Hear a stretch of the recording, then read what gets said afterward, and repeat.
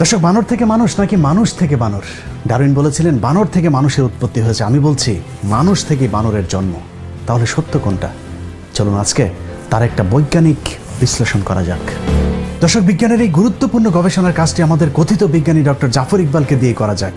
জাফর ইকবালের দাদার দাদা ছিলেন তেলাপোকা, তার দাদা ছিলেন ছাড়পোকা, তারও দাদা ছিলেন উই পোকা, তার দাদা ছিলেন হাতি, পাতি শিয়াল ছিলেন তার দাদা। জাফর ইকবালের আপন দাদা ছিলেন হনুমান আধা বানর ছিলেন জাফরের বাবা।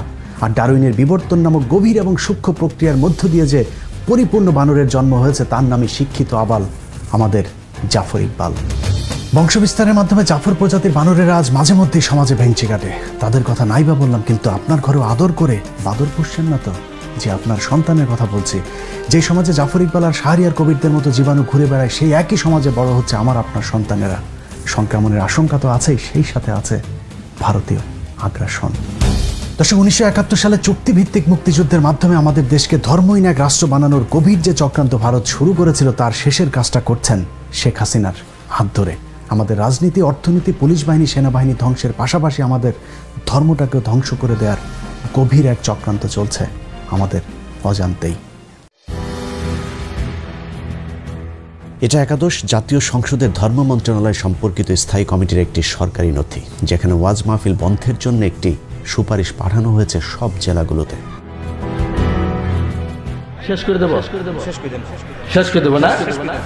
সব জেলাতে সুপারিশ পালিত না হলেও যেসব জেলাতে উগ্রপন্থী ভারতীয় দালালেরা প্রশাসনে আছেন, সেখানে ঠিকই বাস্তবায়িত হয়েছে।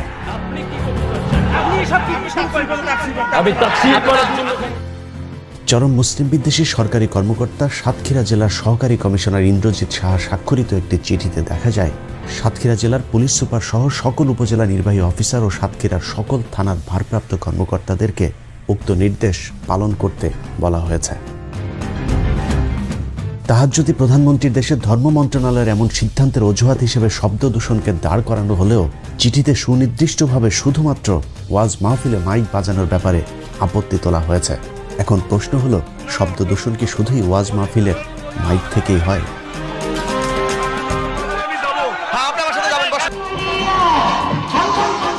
15 আগস্টে বিশিষ্ট মুক্তিযোদ্ধা ও সেনাবাহিনীর সম্মিলিত বিদ্রোহে নিহত শেখ মুজিবের পরিবারের সদস্যদের জন্য দোয়া ও মোনাজাত চলছে। যাই হোক, আওয়ামী লীগের ধর্ম আলাদা, তাদের নবীও আলাদা। যৌক্তিক কারণে তাদের মোনাজাতের ধরন আলাদা হবে, সেটাই স্বাভাবিক।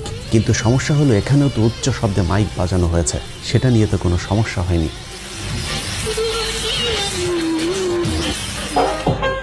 সারা রাত শেখ মুজিবের ভাষণের ফাঁকে ফাঁকে হিন্দি গান চলেছে, সেটা তো সমস্যা হয়নি।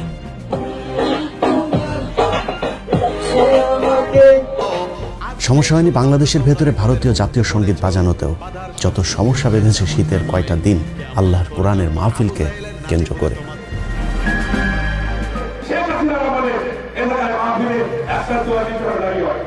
সরকার এরই মধ্যে বেশ কিছু জনপ্রিয় আলেমকে কালো তালিকাভুক্ত করেছে। যে কজন ময়দানে আছে তাদের উপরেও মাঝে মধ্যেই ঘটছে হামলার ঘটনা।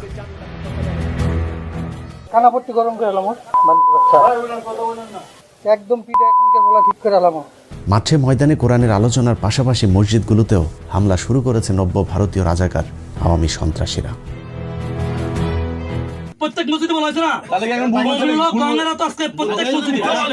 জুমার খুতবাকেও আওয়ামী লীগ নিজেদের প্রতিপক্ষ হিসেবে দাঁড় করিয়েছে।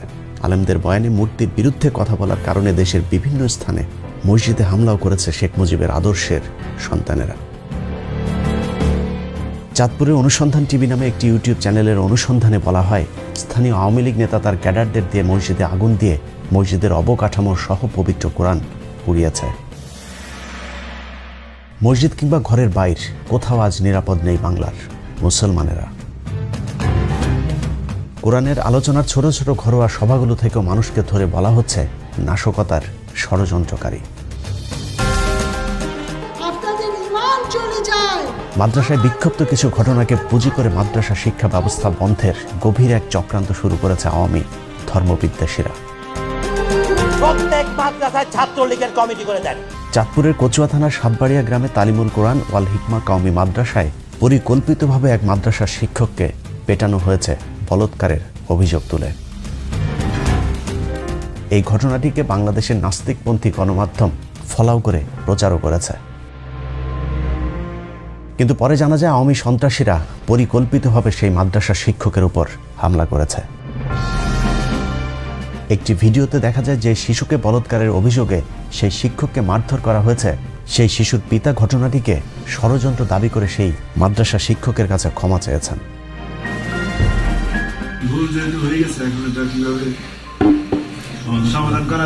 এসব সাজানো নাটককে গণমাধ্যম ফলাও করে প্রচার করলেও ঘটনার ভেতরের ঘটনা যখন ফাঁস হয় তখন গণমাধ্যম চুপ থাকে।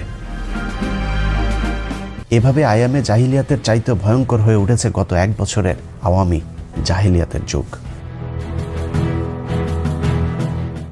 দর্শক, এসব তো আমাদের চোখের সামনেই ঘটছে, এর বাইরেও এমন অনেক কিছুই ঘটছে যার কোনো কিছুই আমরা জানি না। না জানার কারণে অজানা এক অন্ধকারের দিকে ধাবিত হচ্ছে আমরা, আমাদের দেশ, ধর্ম, সেই সাথে আমাদের ভবিষ্যৎ প্রজন্ম। বাংলাদেশ থেকে ইসলামকে ধ্বংস করে দেওয়ার চক্রান্তের অংশ হিসেবে বাংলাদেশের শিক্ষা ব্যবস্থায় নাস্তিক্যবাদ প্রতিষ্ঠার লক্ষ্যে 2013 সালে প্রফেসর মোহাম্মদ মোস্তফা কামাল উদ্দিনকে সরিয়ে ভারতীয় এজেন্ট নারায়ণ চন্দ্র সাহাকে জাতীয় শিক্ষাক্রম ও পাঠ্যপুস্তক বোর্ডের চেয়ারম্যান নিযুক্ত করা হয়। আর বোর্ডের সম্পাদনার দায়িত্বে আছেন ডাক্তার সৌমিত্র চক্রবর্তী, তার সাথে আছেন মেড ইন ইন্ডিয়ান মাল জাফর ইকবাল। ভারতীয় 3 দালাল মিলেই বাংলাদেশের শিক্ষার্থীদের চরম কৌশলে মগজ ধুলাই করে ইসলাম বিদ্বেষী বানানোর এজেন্ডা বাস্তবায়ন শুরু করেছে। শিক্ষার নামে কুশিক্ষা দিয়ে কিভাবে শিক্ষার্থীদের মগজ ধুলাই করা হচ্ছে সেটা একটু দেখা যাক। 2014 সাল থেকে নবম দশম শ্রেণীর সাধারণ বিজ্ঞান, জীববিজ্ঞান থেকে শুরু করে একাদশ, দ্বাদশ, অনার্স পর্যন্ত নতুন একটি অধ্যায় চালু করা হয়েছে, যে অধ্যায়ে ডারউইনের বিবর্তনবাদ শিক্ষা দেওয়া হচ্ছে। এই অধ্যায়ের মূল বিষয় হলো মানুষ একসময় বানর, শিম্পাঞ্জি থেকে বনমানুষ হয়ে তারপর সেখান থেকে আধুনিক মানুষে রূপ নিয়েছে। এই আজগুবি কথা আমরা দীর্ঘদিন ধরে শুনে আসলেও এবার কৌশলে সেটাকে বৈজ্ঞানিক সত্য হিসেবে প্রতিষ্ঠিত করবার চেষ্টা চলছে। নবম দশম শ্রেণীর সাধারণ বিজ্ঞান বইয়ের 100 নম্বর পৃষ্ঠায় পৃথিবী উৎপত্তির এক কাল্পনিক ধারণা দেওয়া হয়েছে। সেই পৃষ্ঠায় বলা হয়েছে খ্রিস্টপূর্ব 4র্থ শতাব্দীতে গ্রিক দার্শনিক অ্যারিস্টটল প্রমাণ করেন যে জীবজগতের বিভিন্ন জীবের ভেতর এক শ্রেণীর জীব অন্য শ্রেণীর জীব হতে অপেক্ষাকৃত উন্নত এবং জীবগুলো তাদের পূর্বপুরুষ থেকে উৎপত্তি লাভ করে বিবর্তন বা অভিব্যক্তির মাধ্যমে ক্রমাগত পরিবর্তিত ও রূপান্তরিত হয়ে বর্তমান রূপ ধারণ করেছে। বিবর্তন একটি মন্থর এবং চলমান প্রক্রিয়া এবং এই প্রক্রিয়ার মাধ্যমে গঠনগত সরল জীবন থেকে জটিল জীবনের উৎপত্তি ঘটেছে। বইয়ের 101 নম্বর পৃষ্ঠায় উল্কা পিণ্ড থেকে তারপর তাপ বিকিরণের মধ্য দিয়ে মেঘ, তারপর সমুদ্র, সেখান থেকে প্রাণী উদ্ভিদ জগতের আজগুবি উদ্ভবের এক বর্ণনা দেওয়া হয়েছে। কিন্তু সমুদ্রের পানি থেকে কিভাবে মানুষ ও প্রাণী জগৎ, উদ্ভিদ জগতের জন্ম হলো তার বৈজ্ঞানিক কোনো ব্যাখ্যা নেই তাদের তত্ত্বে। বইয়ের পরের পৃষ্ঠা অর্থাৎ 101 নম্বর পৃষ্ঠায় উল্কা পিণ্ড থেকে জন্ম নেওয়া পৃথিবীতে কিভাবে মানুষের জন্ম হলো সেটারও এক অদ্ভুত চিত্র আঁকা হয়েছে। সেখানে দেখানো হয়েছে কার্বন ডাই অক্সাইড, নাইট্রোজেন, হাইড্রোজেন, মিথেন, অ্যামোনিয়া, জলীয় বাষ্প, অ্যামাইনো অ্যাসিড, সেখান থেকে nucleic acid, protein, nucleoprotein, protovirus, virus, bacteria, সেখান থেকে প্রোটোজোয়া, তারপর বহুকোষী জীব, আর সেখান থেকেই উদ্ভিদ আর প্রাণীর জন্ম হয়েছে। বিবর্তনবাদের পক্ষে যুক্তি দেখাতে গিয়ে বইয়ের 103 নম্বর পৃষ্ঠায় কয়েকটি পশু পাখির সাথে মানুষের অস্থির তুলনা করে বলা হয়েছে বিবর্তনের মাধ্যমে এদের আকৃতির পরিবর্তন ঘটলেও এরা সবই এক জাত। কথিত বিবর্তনবাদের মাধ্যমে যে বিষয়টি শিক্ষার্থীদের শেখানোর চেষ্টা করা হচ্ছে তা হলো বানর কিংবা শিম্পাঞ্জি থেকে মানুষের জন্ম হয়েছে। প্রসঙ্গতই শিক্ষার্থীদের মনে প্রশ্ন আসতে পারে, তাহলে বানর বা শিম্পাঞ্জির মতো মানুষের লেজ কেন নেই? সে বিষয়টি পরিষ্কার করতে বইয়ের 104 নম্বর পৃষ্ঠায় একটি চিত্র এঁকে বোঝানো হয়েছে বাহ্যিকভাবে মানুষের লেজ না থাকলেও মেরুদণ্ডের শেষ প্রান্তে কক্সিক্স নামক একটি অঙ্গ বা লেজ আছে। জাফর ইকবাল, শাহরিয়ার কবির, মুনতাসির মামুনদের প্যান্ট খুলে চেক করলে হয়তো সেটার অংশবিশেষ পেলে পাওয়াও যেতে পারে। কোমলমতি শিক্ষার্থীদের কত বড় ডাহা মিথ্যা শিক্ষা দেওয়া হচ্ছে তার প্রমাণ বইয়ের 112 নম্বর পৃষ্ঠায়, যেখানে বলা হয়েছে পৃথিবীর সকল বিজ্ঞানীদের নিয়ে নাকি একটি জরিপ করা হয়েছিল। সেই জরিপে বিজ্ঞানীদের প্রশ্ন করা হয়েছিল পৃথিবীর এই পর্যন্ত যত বৈজ্ঞানিক তত্ত্ব বের হয়েছে তার মধ্যে সর্বশ্রেষ্ঠ তত্ত্ব কোনটি। সব বিজ্ঞানী নাকি বলেছেন সর্বশ্রেষ্ঠ তত্ত্ব ডারউইনের বিবর্তন তত্ত্ব। একই ভৌতিক দাবি কথিত বিজ্ঞান মনস্ক লেখক জাফর ইকবাল নিজেও প্রচার করে চলেছেন। পৃথিবীর সমস্ত সায়েন্টিস্ট মিলে ঠিক করেছেন যে ডারউইনের বিবর্তনের যে থিওরি সেটা হচ্ছে যে পৃথিবীর সবচেয়ে গুরুত্বপূর্ণ সায়েন্টিফিক থিওরি। জাফর ইকবালের এই তথ্য কত বড় ধোঁকাবাজি তার প্রমাণ নিউ ইয়র্ক টাইমসের 2016 সালের 21শে ফেব্রুয়ারি পত্রিকার একটি প্রতিবেদন, যেখানে 514 জন বিজ্ঞানী ডারউইনের বিবর্তন মতবাদের বিরুদ্ধে একটি পিটিশনে স্বাক্ষর করবার খবর ছাপা হয়েছে। পিটিশনে স্বাক্ষর করা বিজ্ঞানীদের মধ্যে 76 জন রসায়ন ও 63 জন পদার্থবিজ্ঞানী রয়েছেন, যারা MIT, Cambridge university, Berkeley university, Pennsylvania university, the university of Georgia, Ohio university, the university of ওয়াশিংটনের মতো পৃথিবীর শীর্ষস্থানীয় বিশ্ববিদ্যালয়ের গবেষক। একাদশ দ্বাদশ শ্রেণী জীববিজ্ঞান বইয়ের সবচেয়ে ডাহা মিথ্যা তথ্যটি 278 নম্বর পৃষ্ঠায়, যেখানে বলা হয়েছে বিবর্তন যে শুধু প্রাকৃতির কোলেই ঘটে তা নয়, গবেষণাগারে পরীক্ষামূলকভাবে নাকি বিবর্তন ঘটানো সম্ভব হয়েছে, আর এটিকেই তারা বলছে বিবর্তনের বাস্তবতার প্রমাণ। বিবর্তনের বিপক্ষে এখন পর্যন্ত কোনো বৈজ্ঞানিক প্রমাণ খুঁজে পাওয়া যায়নি। জীবজগৎ সম্পর্কে আমাদের জ্ঞান যতই সমৃদ্ধ হচ্ছে, বিবর্তনকে অস্বীকার করা ততই অসম্ভব নাকি হয়ে পড়ছে। অথচ বাংলাদেশের পাঠ্যপুস্তকের দাবি অনুযায়ী পৃথিবীর কোনো বিজ্ঞানী আজ পর্যন্ত তাদের গবেষণাগারে বানর থেকে মানুষ রূপান্তর তো দূরের কথা, বানর থেকে একটি ক্ষুদ্র পিঁপড়াও তৈরি করে দেখাতে পারেনি। তবে বিজ্ঞানীরা মাইক্রো এভলিউশন প্রমাণ করতে পেরেছেন, যেমন ছোট গরুর জাত থেকে বড় গরুর জাতে রূপান্তর কিংবা বড় আম গাছকে ছোট গাছে রূপান্তর। কিন্তু ছোট গরু থেকে বড় ছাগল কিংবা বড় ছাগল থেকে বড় ঘোড়ার রূপান্তরের চিন্তাও এখন পর্যন্ত বিজ্ঞানীরা করতে পারেনি। অথচ বাংলাদেশের কথিত বিজ্ঞানী ডক্টর জাফর ইকবালরা সেই মাইক্রো এভলিউশন বা বিবর্তনকে ম্যাক্রো এভলিউশন হিসাবে পাঠ্য বইয়ে শিক্ষার্থীদের পড়াচ্ছে। এত কিছুর পরেও যদি কিন্তু সম্ভবত হতেও পারে ধারণা করা হয়, এরকম হাস্যকর অনেক কৌতুকে ভরপুর বর্তমান মাধ্যমিক, উচ্চ মাধ্যমিকের বিজ্ঞান শিক্ষার বইগুলো, যা বিজ্ঞানের সাথে পুরোপুরি সাংঘর্ষিক। নবম দশম শ্রেণীর জীববিজ্ঞান বইয়ের দ্বাদশ অধ্যায়ে জীবের বংশগতি ও বিবর্তন বোঝাতে গিয়ে শিম্পাঞ্জি, ওরাংওটাং ও ম্যাকক বানরের সাথে মানুষের মাথার খুলির একটি চিত্র আঁকা হয়েছে, যেখানে শিক্ষার্থীদের পড়ানো হচ্ছে জীবজগতের মধ্যে বিভিন্ন শ্রেণী বর্তমান এবং তারা তাদের পূর্বপুরুষ থেকে উদ্ভূত হয়ে বিবর্তন বা ক্রমবিকাশের মাধ্যমে ক্রমাগত পরিবর্তিত রূপান্তরিত হয়ে বর্তমান রূপ ধারণ করেছে। তার মানে কুকুর বানরের মতো মানুষও কোনো একটা প্রাণী থেকে জন্ম নিয়ে আজকের এই রূপ ধারণ করেছে। জীববিজ্ঞান বইয়ের 272 নম্বর পৃষ্ঠায় একটি চিত্র এঁকে দেখানোর চেষ্টা করা হয়েছে কিভাবে হাঁস, পাখি, মাছ, গাছের মতো একইভাবে ব্যাকটেরিয়া থেকে মানুষের উৎপত্তি হয়েছে। একাদশ দ্বাদশ শ্রেণীর জীববিজ্ঞান দ্বিতীয় পত্রের 471 নম্বর পৃষ্ঠায় জিন তত্ত্ব বিবর্তন বোঝাতে গিয়ে সমবৃত্তীয় অঙ্গের একটি সংজ্ঞা দেওয়া হয়েছে, যেখানে বলা হয়েছে যেসব অঙ্গ কার্যতভাবে একই ধরনের কিন্তু উৎপত্তি ও গঠনগতভাবে পৃথক তাদেরকে সমবৃত্তীয় অঙ্গ বলে। যেমন পতঙ্গ, পাখি ও বাদুড়ের ডানা, মৌমাছি ও কাঁকড়া বিছার হাল, মাছের পাখনা ও তিমি মাছের ফ্লিপার, অক্টোপাসের চোখ ও মানুষের চোখ ইত্যাদি।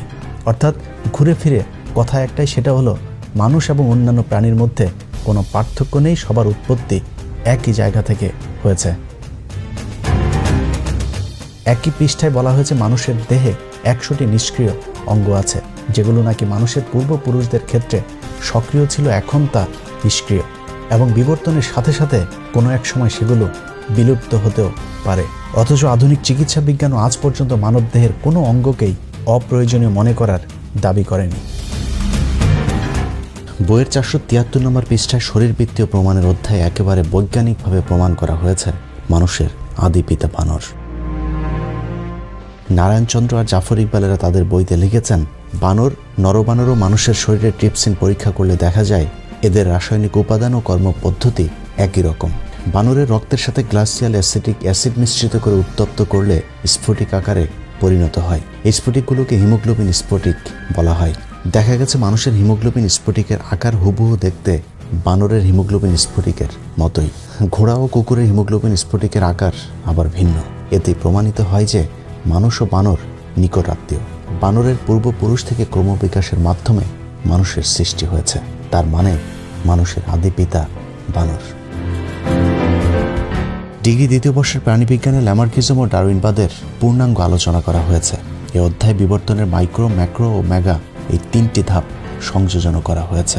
এ অধ্যায়ে গ্রেগরির মানুষ উদ্ভাবনের তত্ত্বটি আলোচনা করা হয়েছে, যেখানে বলা হয়েছে মানুষ যে বংশ থেকে উৎপন্ন হয়েছে তা সম্ভবত ছিল বড় মস্তিষ্ক বিশিষ্ট অ্যানথ্রোপয়েড বা নরবানর।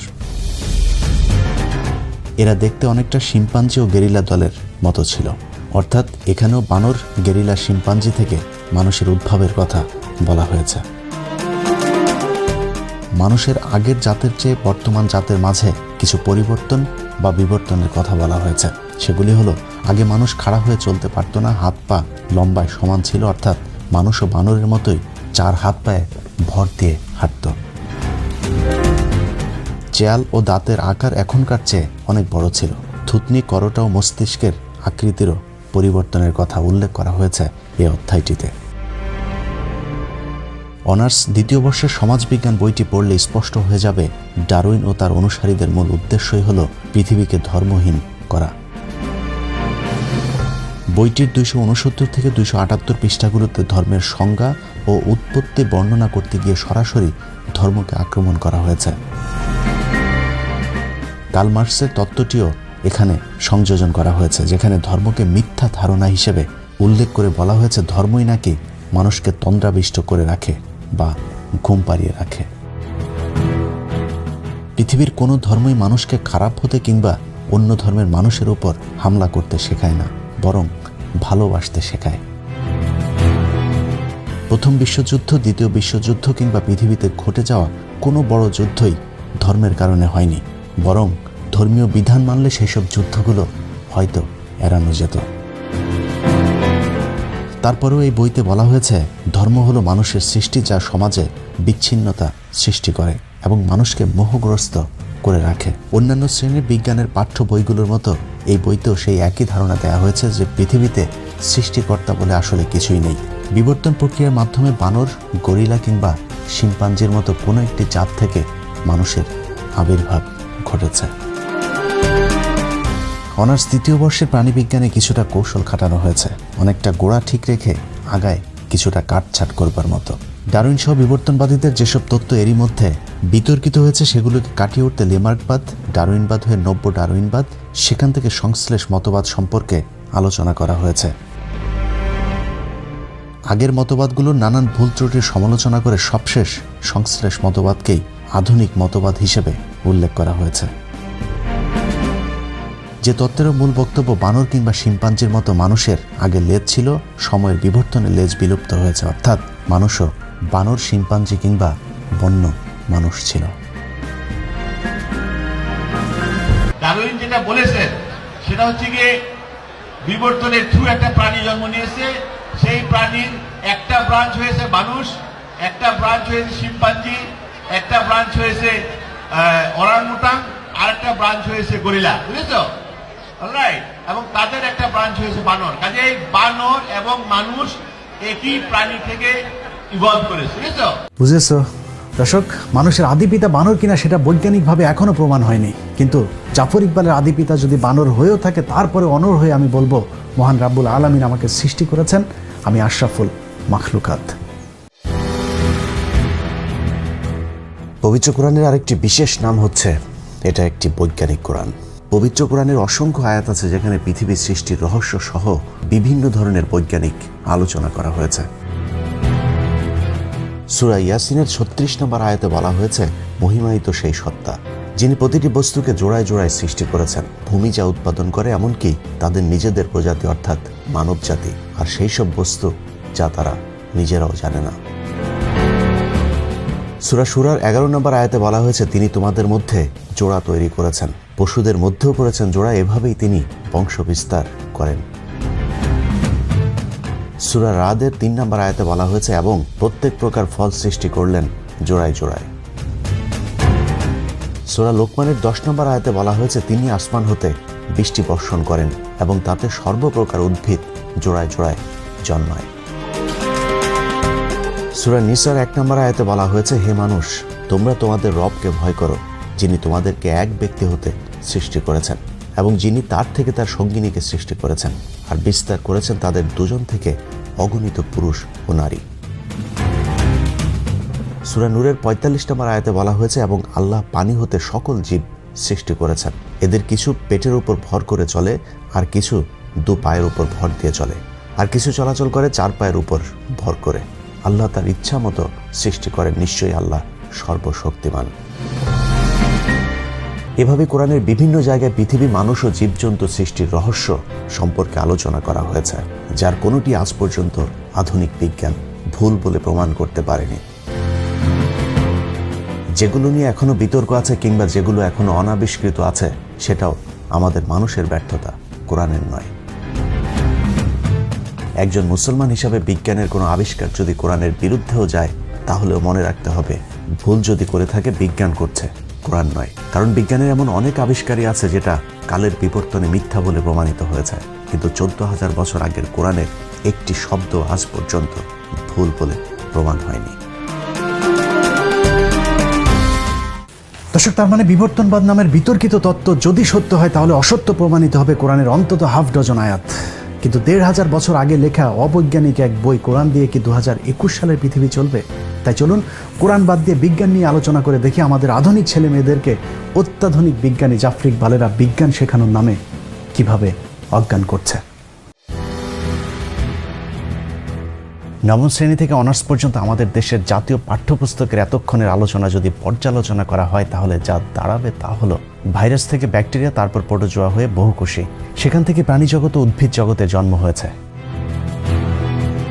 বৈজ্ঞানিকভাবে কোনো ব্যাখ্যা না দিয়েই বলা হয়েছে কোনো না কোনো একভাবে প্রাণী তার প্রাণ পেয়েছে, আর সেই প্রাণীর মধ্য থেকে কোনো একটি প্রাণী থেকে বানর, শিম্পাঞ্জি, গেরিলা, ওরাংওটাং এবং মানুষ উৎপত্তি হয়েছে। মানুষেরও বানর ও শিম্পাঞ্জির মতো কোনো এক সময় লেজ ছিল। বিভিন্ন বিবর্তনের মাধ্যমে মানুষ বর্তমান লেজবিহীন রূপ পেয়েছে। আধুনিক মানুষের ঠিক আগের প্রজাতিকে ক্রোম্যাগনন এবং তার ঠিক আগের প্রজাতিকে বলা হয়েছে নিয়েন্ডারথাল প্রজাতি। নিয়েন্ডারথাল প্রজাতির মানুষের উৎপত্তি দাবি করা হয়েছে ১ লাখ বছর পূর্বে। তাদের যুক্তি হিসেবে ১৮৬৫ সালে পাওয়া ৭৫,০০০ বছর আগের পাওয়া মানুষের একটি জীবাশ্মকে তুলে ধরা হয়েছে, এবং সেটাকেই নিয়েন্ডারথাল প্রজাতির মানুষের সবশেষ জীবাশ্ম হিসাবে দাবি করা হয়েছে। অর্থাৎ ৭৫,০০০ বছরের পরে নিয়েন্ডারথাল প্রজাতির মানুষের অস্তিত্ব পৃথিবীতে ছিল না। এর পরের প্রজাতি হিসাবে দাবি করা হয়েছে ক্রোম্যাগনন। তাদের বিলুপ্তির কথা বলা হয়েছে এখন থেকে ১০,০০০ বছর পূর্বে। অর্থাৎ ৭৫,০০০ বছর থেকে ১০,০০০ বছরের এর মাঝামাঝি কোনো একটা সময় আধুনিক মানুষের উৎপত্তি হয়েছে। সেটা হতে পারে ৭৫,০০০ বছর আগে, হতে পারে ১০,০০০ বছরের ঠিক আগে। তাদের সেই দাবি অনুযায়ী আধুনিক মানুষের বয়স হয়তো ৩০,০০০ বছর আগের। এবার দেখা যাক তাদের সেই যুক্তি কতটা সত্যি। ২০১৮ সালের জানুয়ারি ২৬ তারিখে ইউএস জার্নালের এক প্রবন্ধে ১,৭৪,০০০ থেকে ১,৮৮,০০০ বছরের পুরাতন মানুষের একটি জীবাশ্ম আবিষ্কারের কথা বলা হয়েছে। ২০১৭ সালের জুনের ১০ তারিখে স্টিফেন অ্যান্ডারসন তার এক প্রবন্ধে লিখেছেন, 3 lakh years old human fossil found in Morocco challenge our understanding of evolution. অর্থাৎ ৩ লাখ বছর আগে পাওয়া মানুষের দেহের ধ্বংসাবশেষ বর্তমান বিবর্তনবাদীদেরকে চ্যালেঞ্জ ছুড়ে দিয়েছে। নিউ চায়না ২০১৯ সালের জানুয়ারির ২ তারিখে একটি রিপোর্ট প্রকাশ করেছে, যেখানে ৯০ বছর আগের মানুষের একটি দেহাবশেষের ছবি দেয়া হয়েছে। এভাবে একের পর এক আধুনিক মানুষের জীবাশ্মের আবিষ্কার বিবর্তনবাদীদের ১০,০০০ থেকে ৭৫,০০০ বছরের মধ্যে আধুনিক মানুষের উৎপত্তি এমন ধারণাকে লণ্ডভণ্ড করে দিচ্ছে। এর বাইরেও ডারউইনবাদীরা বিবর্তনের যে কটি মূল যুক্তি দাঁড় করিয়েছে, তার সবকটি বৈজ্ঞানিকভাবে মিথ্যা প্রমাণিত হয়েছে। বিবর্তনবাদীদের সবচেয়ে প্রধান দাবিটির মূল উপড়ে দিয়েছেন কেভিন অ্যান্ডারসন। বিখ্যাত এই জীববিজ্ঞানী তার প্রবন্ধে লিখেছেন, জীবন আসে জীবন থেকে, এটা জীববিজ্ঞানের প্রধান মৌলিক নিয়ম। কিন্তু বিবর্তনবাদ সেই মৌলিক নিয়মকেই লঙ্ঘন করেছে। নিষ্প্রাণ বস্তু থেকে কখনোই প্রাণ আসে না। যেহেতু প্রথম প্রাণীর দেহে কিভাবে প্রাণ এসেছিল সেটা বিবর্তনবাদীরা এখনো প্রমাণ করতে পারেনি, সেহেতু তাদের এই ধারণাটি বিভ্রান্তিকর।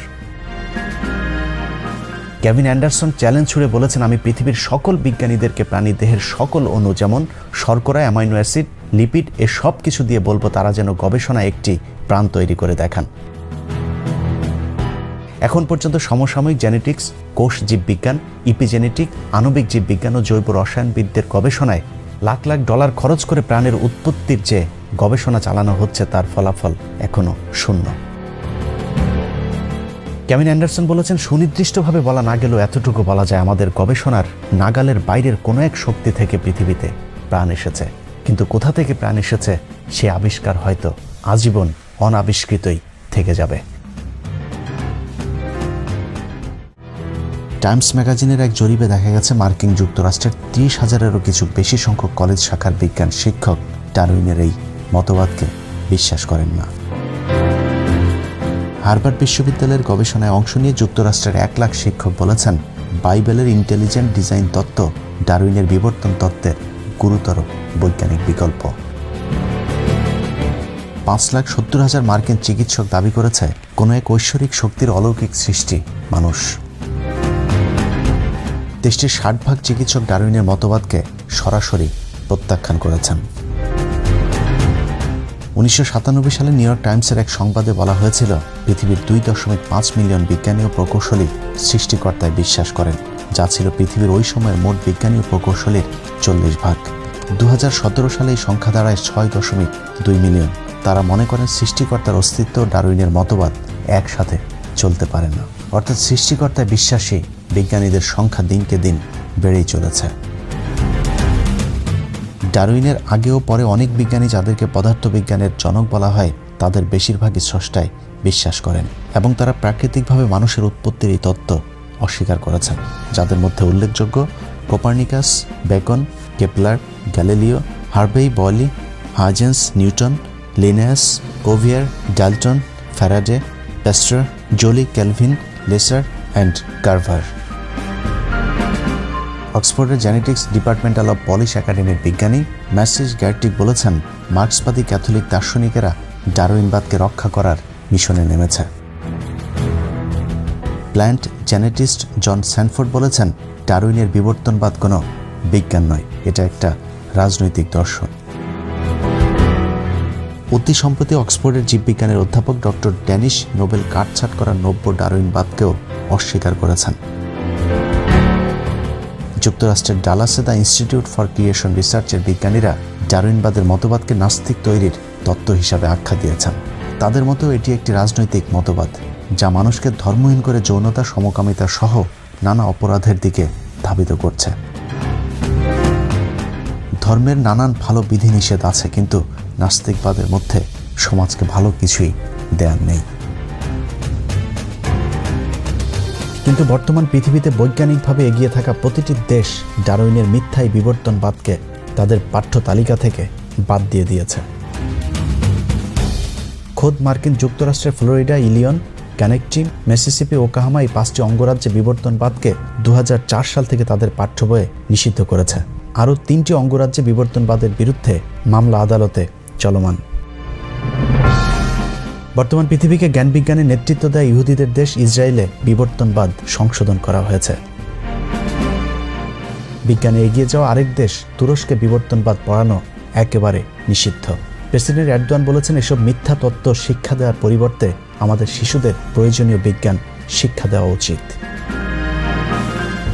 দক্ষিণ কোরিয়া সেদেশে বিবর্তনবাদ সিদ্ধান্তের চূড়ান্ত অনুমোদন উপস্থাপন করেছেন। রোমানিয়া 2006 সাল থেকে রাষ্ট্রীয়ভাবে সেদেশে বিবর্তনবাদ পড়ানো নিষিদ্ধ ঘোষণা করেছে। এছাড়াও সৌদি আরবেও বিবর্তনবাদ শিক্ষা দেয়া নিষিদ্ধ। নারায়ণচন্দ্র সাহা, জাফর ইকবালদের আদি পিতার দেশ ভারতে বিবর্তনবাদ শিক্ষা বাতিলের দাবি করেছে সেদেশের বর্তমান জুনিয়র শিক্ষামন্ত্রী সত্যপাল।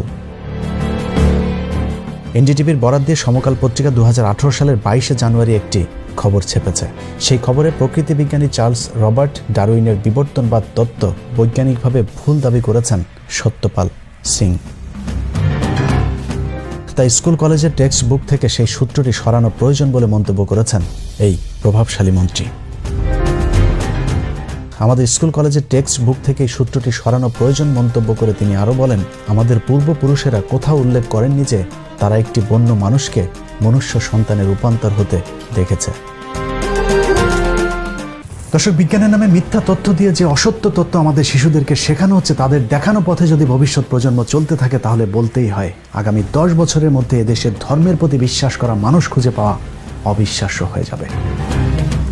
প্রিয় দর্শক, এসব থেকে বাঁচার জন্য আমাদের সকলের সম্মিলিত প্রচেষ্টা প্রয়োজন। আমি আমার জায়গা থেকে বিবর্তনবাদের মাধ্যমে কিভাবে মানুষকে নাস্তিকতার দিকে ঠেলে দেওয়া হচ্ছে সেটা বোঝানোর চেষ্টা করেছে। কতটুকু পারলাম জানি না, যদি পেরেও থাকি তারপরেও আমার মতো ক্ষুদ্র একজন মানুষের 15 মিনিটের বৈজ্ঞানিক অনুসন্ধান এদেশের পাঠ্যপুস্তক থেকে বিবর্তনবাদের পরিবর্তন করতে পারবে না। তারপরেও কেন কথা বলি জানেন? হাজার দুঃস্বপ্নের মাঝে স্বপ্ন দেখিয়ে দেশের অচেতন মানুষগুলো একটু যদি সচেতন হয়। আর শেখ হাসিনা শুধুমাত্র ক্ষমতায় থাকবার জন্য এদেশের কোটি কোটি মানুষের আবেগকে পুঁজি করে আপনি ইসলাম ধর্মের যে ক্ষতি করলেন, এপারে না হলেও দেখা হবে ওপারে। অপেক্ষায় রইলাম তোর শেষ বিচারে। আল্লাহ হাফেজ।